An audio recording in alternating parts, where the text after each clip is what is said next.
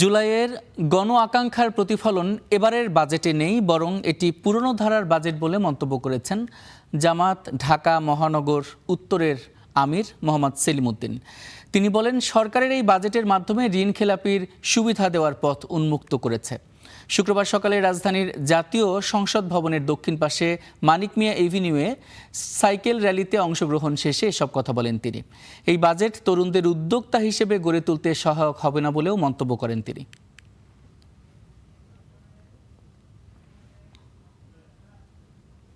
আমাদের জুলাই বিপ্লবোত্তর স্বপ্নের বাজেট নয়, এই বাজেট হচ্ছে সেই পুরাতন ধাঁচের বাজেট, জাতিকে ধোঁকা দেওয়ার বাজেট।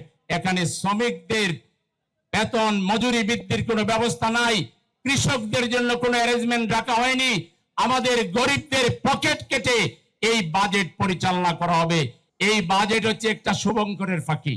বলা হয়েছে শিক্ষা খাতে 2% জিডিপির বরাদ্দ করা হয়েছে। একই সাথে আপনার রূপপুর যে বিদ্যুৎ প্রকল্প, এটার ব্যয় এখানে ঢুকিয়ে দেওয়া হয়েছে। বিজ্ঞান ও প্রযুক্তি মন্ত্রণালয়ের ব্যয় এখানে ঢুকিয়ে দেওয়া হয়েছে।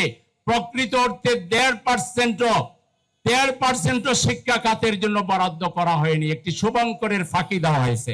বিশ্বমানের ব্লাড সেন্টার করব, যেখানে নিরাপদ রক্ত পাওয়ার জন্য সঠিক স্ক্রিনিং ব্যবস্থা থাকবে, এবং আমরা এটা সিটি কর্পোরেশনের উদ্যোগেই বিনা পয়সায় মানুষের রক্ত পাওয়ার অধিকারকে আমরা নিশ্চিত করব ইনশাআল্লাহ।